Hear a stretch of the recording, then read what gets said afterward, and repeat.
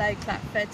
So I've brought you to the river today because I want to read for you the first chapter of one of my favourite books. You will see that this is a very well used book. We've had this a long time in my house, and it's called The Little Grey Men Go Down the Bright Stream. I hope you love it as much as we do.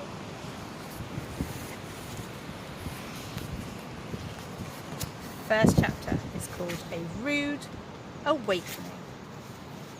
It was the beginning of spring.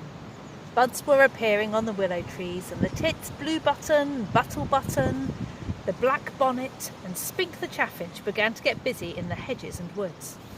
The waterfalls came out of their holes and sat in the sun, warming themselves, and the red-gartered moorhens began to think about nest building. Big winds came roaring over the greening water meadows, weeding out every rotten tree and pulling them out of the ground. The March wind is nature's dentist. It pulls out every decayed stump and rotten branch and makes the trees sound and well again.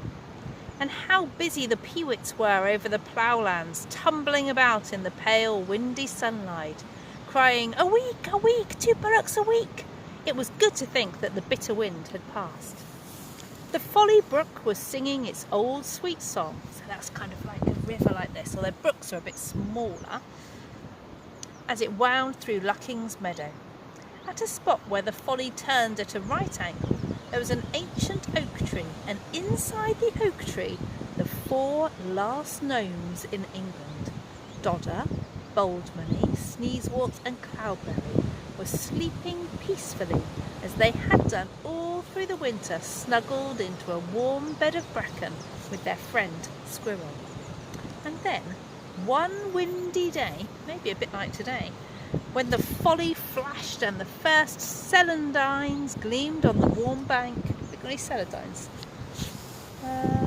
They're a bit like this. These are actually not celandines. These are actually buttercups, but they're a little bit like them. Newly painted with yellow varnish, there came a scrabbling on the door of Oak Tree House. Scratch, scratch, scratch. Dodder was the first to stir, and how stiff he was.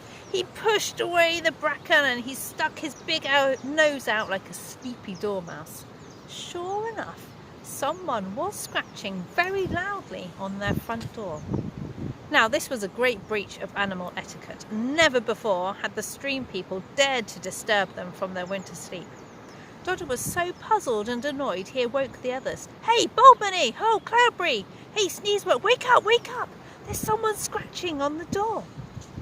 Boldmany turned over with a grunt and sat up, his beard full of bracken bits. "Someone at the door?" "Yes! Listen! Scratch, scratch, scratch! Disgusting! What are the stream people thinking of?" "Go and see who it is," commanded Dodder, rummaging about among the bracken for his leg.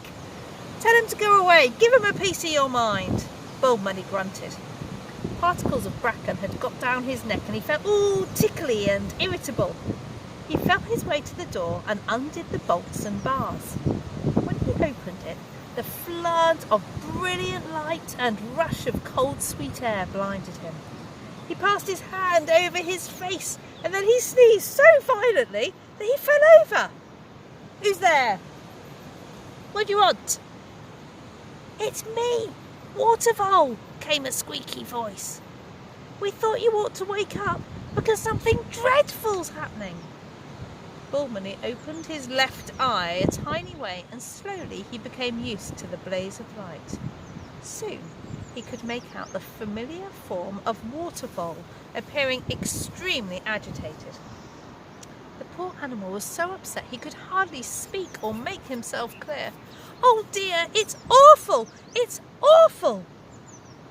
I'm going to stop you there, and I want you to have a think about what could be so awful. What could the Watervole be wanting to tell the 4 last gnomes in England is happening? What could be happening? Remember, the book is called The Little Grey Men Go Down the Bright Stream.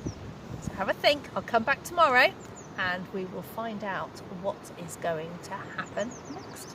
See you tomorrow. Enjoy the sunshine. Bye.